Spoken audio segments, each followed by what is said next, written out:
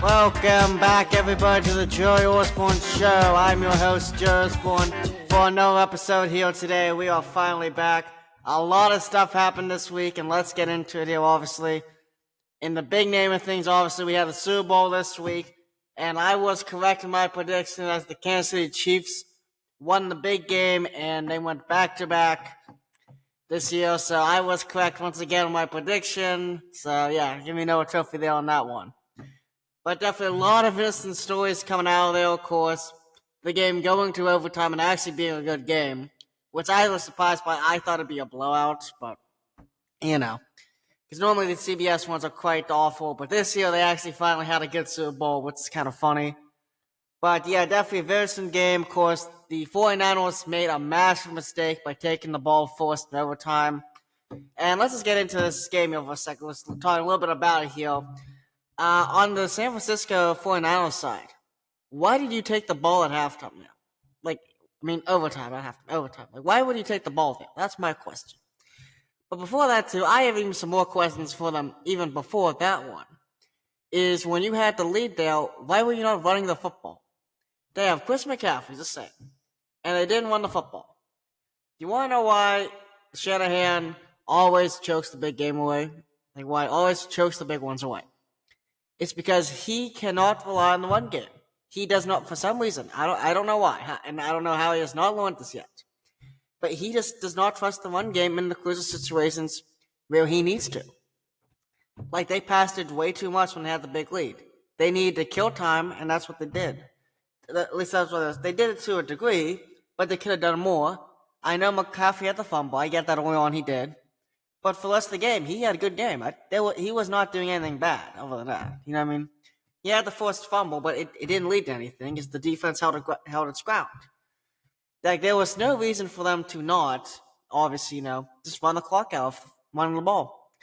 Yeah, they didn't do it. And if you look at the other games, too, in 2020, when they also played the Chiefs, when he was head coach of the 49ers, guess what he didn't do? He didn't run the football when he had the lead. Guess what happened? He lost. And remember 28-3, that little amazing story the Patriots had against the Falcons? Shanahan was the OC there. Exact same thing. They didn't run the ball, they passed, and it cost the game. So here's my question here, honestly, and this is the first one before we get even to the overtime debacle. Why were you passing in the first place? How have you not won, not one massive collapse, but two massive collapses, that you can't do that? And yet you do it again, and guess what happens? A third massive collapse. And honestly, if San Francisco side, how can you be, how can you not realize that after the first? You should have realized it after the first time. Let alone not realize it after the second time. So my question is here, how have you not learned? Honestly, just say, Dan Campbell, when he made some big mistakes in the NFC Championship game, but I think if he was in that Super Bowl and he was against the 49ers, he would not have made the mistake of not running the football. I would say that much right now. Just saying, most coaches would be running the football and they would be succeeding. Andy Reid, if he had that big lead, I guarantee you, he would have just given up Pacheco and they would have ran the ball. They wouldn't have been throwing it. Honestly, and same thing, Harbaugh would have done the exact same. Any of the good coaches, they would have done the exact same. So my question here is with Shanahan, why would you keep doing this?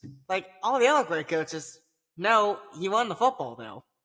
Because you're trying to kill the clock, yet he didn't. And honestly, that's what cost the 49ers the game. I don't think, obviously, the missed extra point was another thing. I was like, you should have hit that. But honestly, the 49ers players, they gave it their all. I don't, the loss for the 49ers, I don't think you blame it on the players. You blame it on the coaches. And I know they fired Steve Wilkes as their DC. They fired him after the game. But I'll be honest with you, he wasn't the problem. Someone else was the problem, and I think that was Shanahan. But my question is how do you not learn? Obviously, you look at this guy, he's had spectacular regular seasons. No one is taking that away. He's a good coach, and no one's taking that away. I'm not taking it away. I think he's a good coach, all right? But how do you not learn? And then the overtime, too. Did you not understand the overtime rules? Why did he take the ball to start off? Because honestly, if you hold Mahomes to a field goal, you just go down and get a touchdown, win the game. And even If they get a touchdown, the Chiefs, you just go out there, you get a touchdown, you get the game tied, you go for two, you win the game. Like, it's not like it's anything that's that big. Like, like, you should have won for this point, but you can't give Mahomes comebacks like this. He's just gonna, like, his percentage on making the comeback is pretty high. I don't know what exactly the percentage is, but if it's in the 90s, I wouldn't be surprised. And here's my question here, too. Like, when they talked about, like, the practices after the game, the 49ers literally mentioned they never once prepared for the overtime, and they didn't know the overtime rules. Yet the Chiefs clearly did, and they were prepared for it, and they were literally laughing when the 49ers took the ball. They're like, they took the ball? Why? Like, how do you not understand these rules? Like, this is the biggest game, and you don't prepare your guys to literally know the overtime rules. And even you decide to be so arrogant, you're like, what, I'm going to take the ball for us. I'm going to win this game easily here. Not like Mahomes is going to be Patrick Mahomes and come back and win the game. So that's my question here, how exactly do you not know how to deal with that? Like, honestly, you should have known better than to give the ball back to Mahomes. Like, if you just give it to Mahomes and he fails, you take the ball back, you're probably scoring, you're probably winning the game.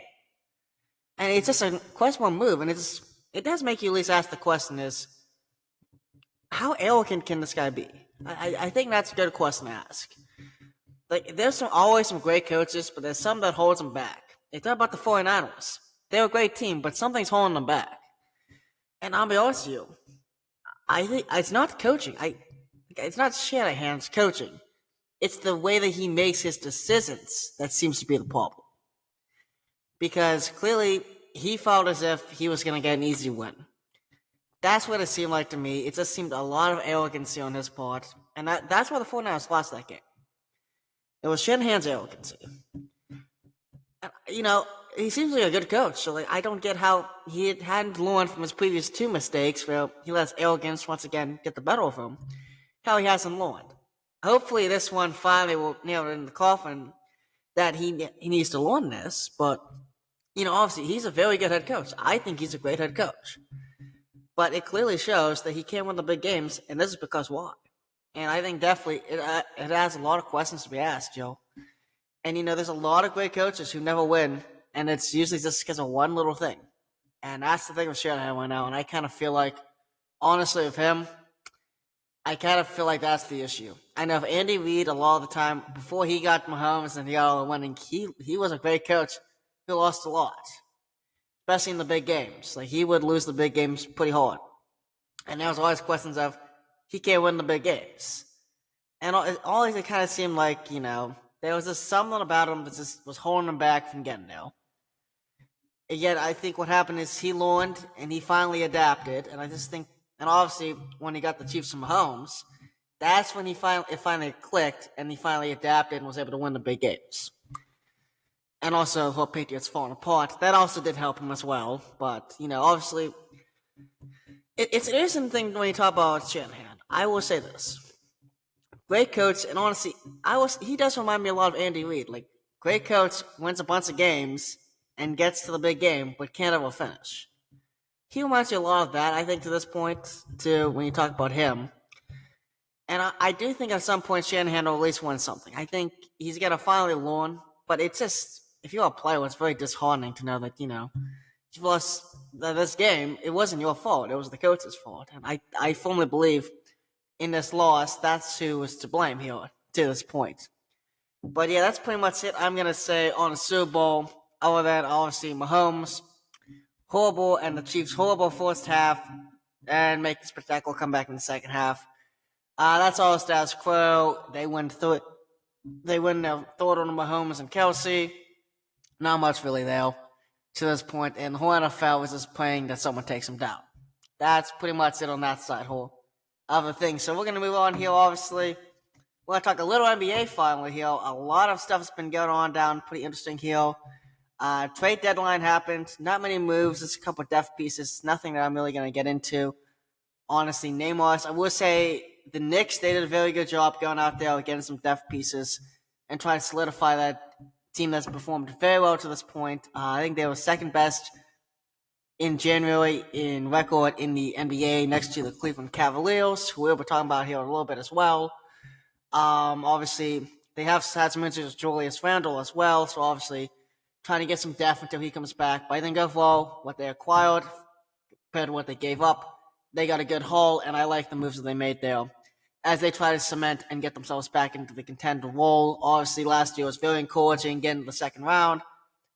They're looking for more this year. They want more. They're hungry. They're eager.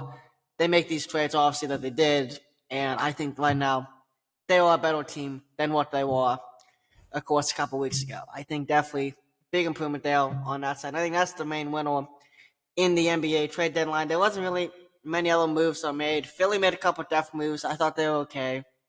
Nothing special, I didn't think, but I did think overall they're trying to at least cushion the loss of Joel Embiid for the next couple of weeks. They're trying to cushion it so they don't fall too far down. Obviously, made decent moves there. I think obviously they need to make some moves that would help cushion that, a little bit. They did, and honestly, too, when they get to the playoff run, they're probably not going far because it's just really Embiid. I guess Tyrese Maxey, too, is also good, but it's just really two players.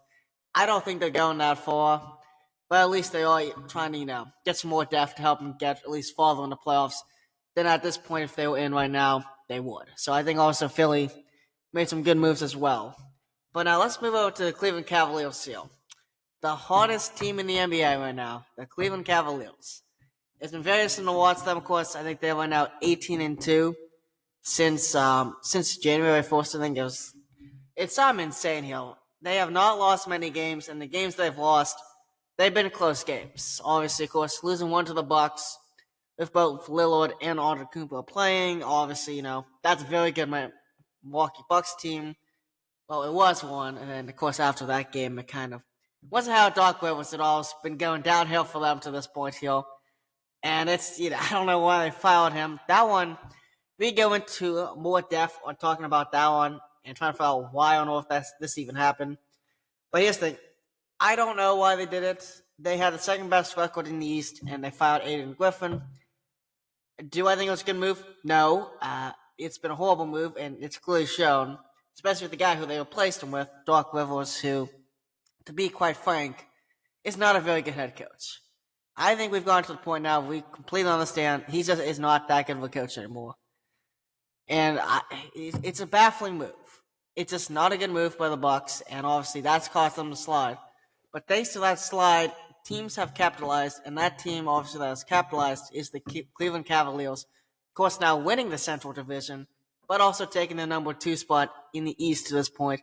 And they are firing on all cylinders. Obviously, when you talk about the success of this Cavs team, there's a couple of names you got to talk about here. Of course, there's superstar Spider Donovan Mitchell. Obviously, you got to talk about him. He has been putting up MVP-level performances to this point. A spectacular play from him.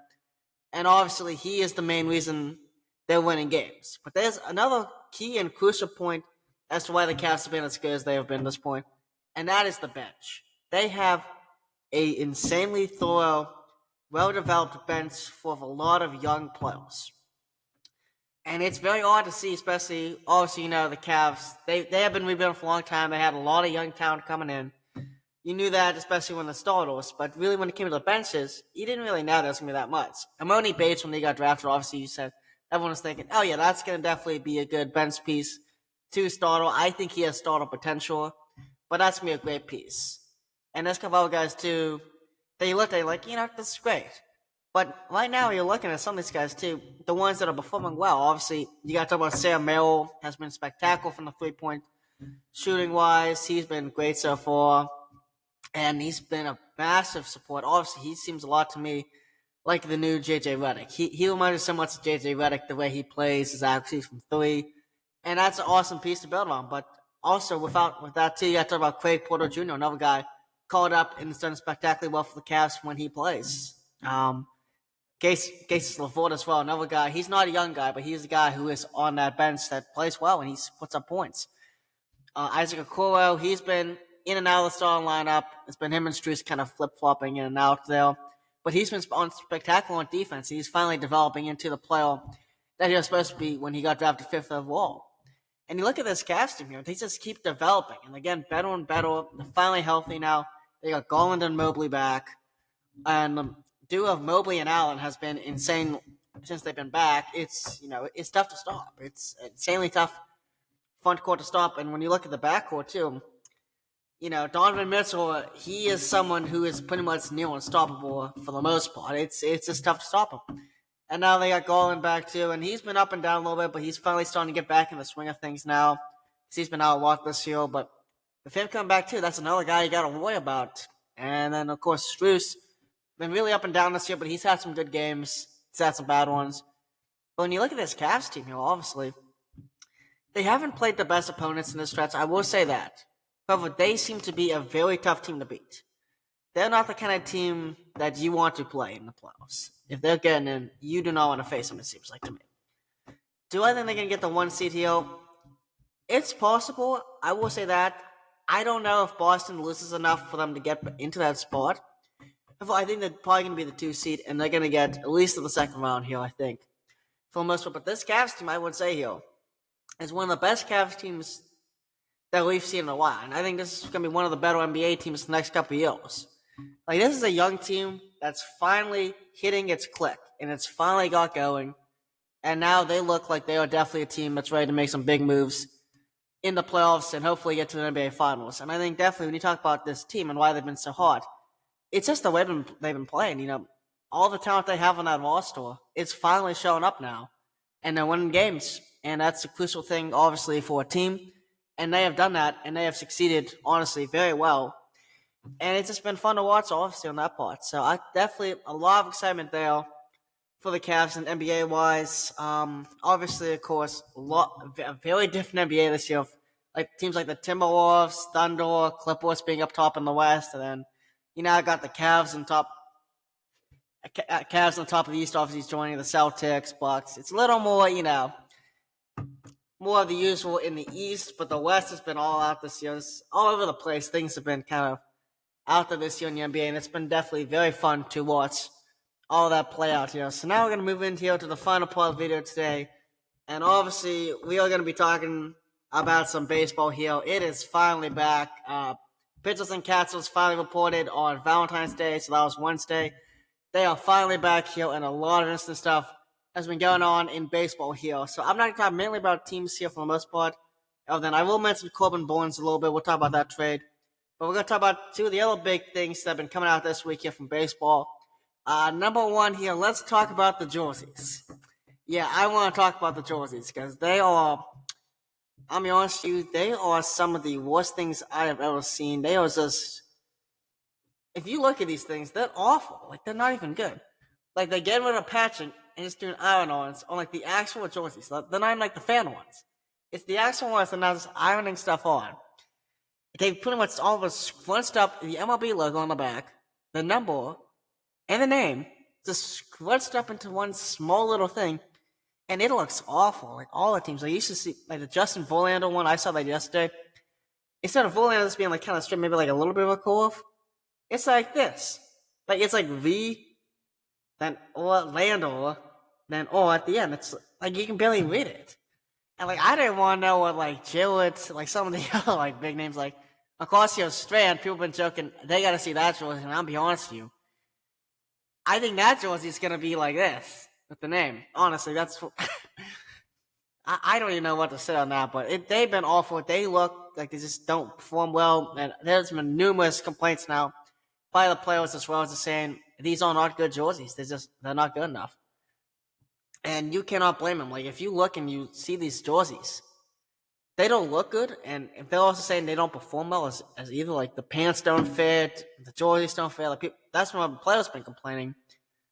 It's basically the question, what's going on here with these jerseys? And if you look at what's going on here, this is kind of interesting. Nike is technically not making the jerseys this year. They've outsourced their name and logo to Fanatics. Yeah, the people that make the knockoff jerseys, kind of. The cheaper version of your jerseys, they sell all the stuff online. Yeah, they're not making the jerseys. Here's the thing about Fanatics. They have never once done any jerseys for a company. They have never once done it. And honestly, they have no experience. And their jerseys, if you have them compared to the other ones, I know the hockey ones, they're just not, they're nowhere close to the same quality. And you can tell right now, these jerseys, they're not close to a good quality. And it's even the players who get the Fanatics ones now. Like, it's just not good. And it begs the question here, too, because the NHL is also going to Fanatics next year for some reason. I don't know why they're not going to someone else, but they're going to Fanatics. And now you gotta ask, what are the quality of these ones going to be, too? Like, it's not good quality jerseys, and it clearly shows, and it's just not been honestly good on that stretch of things. It just has not been good.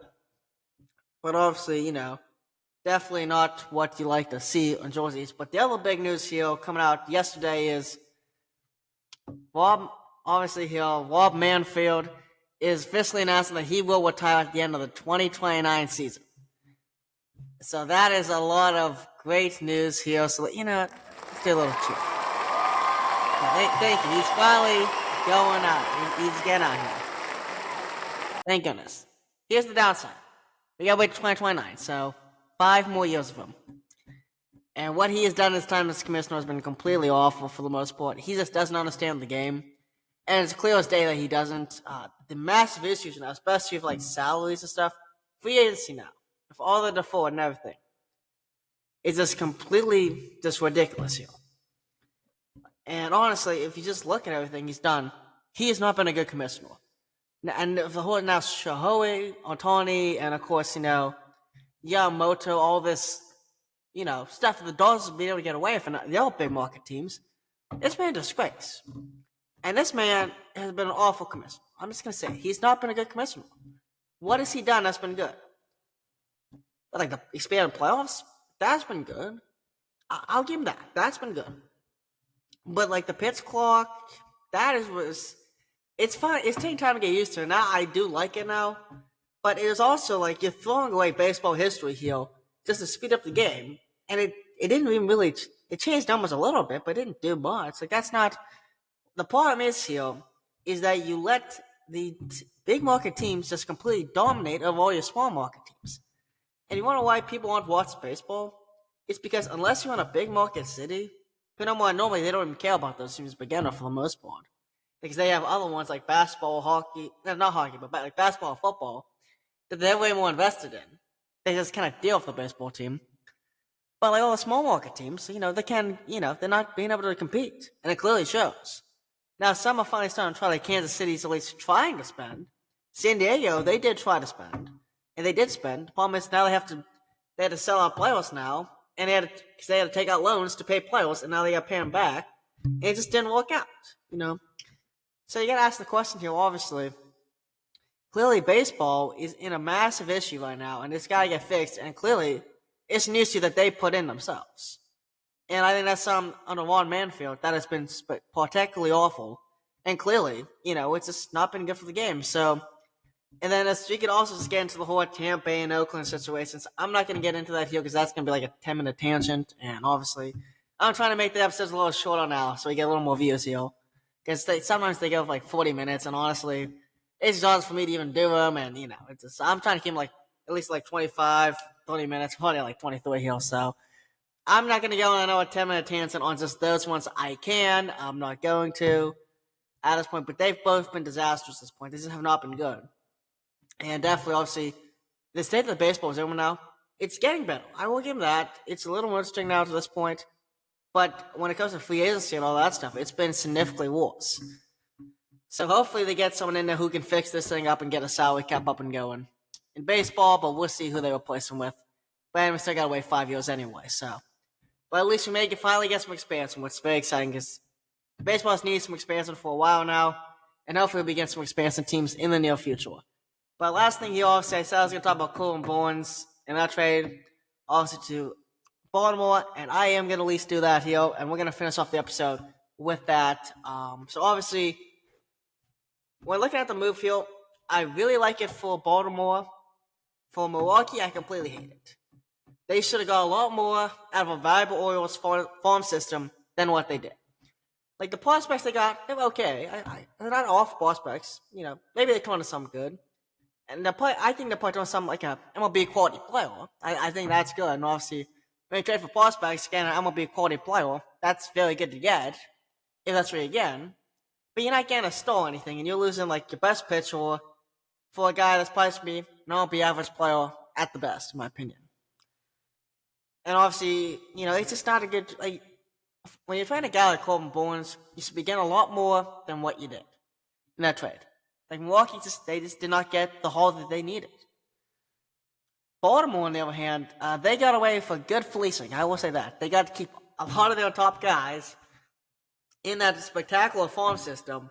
And they had a former Cy Young winner from, I think 2021 is when he won it, if I'm not mistaken. That's the one the NL won. I have to look it up. I think it's 2021. The Corbin Burnes won the Cy Young. But you get an ace now to help out young pitchers. And obviously, the Orioles have a bunch of young pitchers that's trying to, obviously, get the foot in the door. Of course, Grayson Rodriguez, another guy, he has a lot of talent, but he needs someone to mentor and help him out there. Corbin Burnes, obviously, is going to do that for you. And just if Baltimore's trying to compete. They have officially said now, we have a spectacular team, and we got a whole bunch of spectacular prospects in the way. We need to start competing now. This is the time, this is our time. We need to come in and we need to compete. And going on again, a guy like Corbin Burnes, that's going to do it. And they've sent a clear message to the fans of Baltimore. We want to win. We're sick and tired of losing. We want to win. And that's what they've been doing. Last year was a great stepping stone. That was the first year they really kind of, started playing well. And it showed. It clearly did. And obviously, they want the World Series. They want to win a championship. And that's what they're doing. They think they're going to get there. They know they have a good team, and they want to do it. And I think, obviously, trade for Corbin Burnes is a perfect move. I really like this move. I think it's a great move. And I think definitely for Baltimore, they're officially contenders now. And I think they're already favorites in my mind for the AL East. They're now definitely after this trade, in my opinion.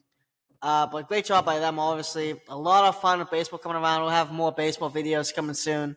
But thank you guys for watching and listening in. If you're watching on YouTube, thank you guys for watching.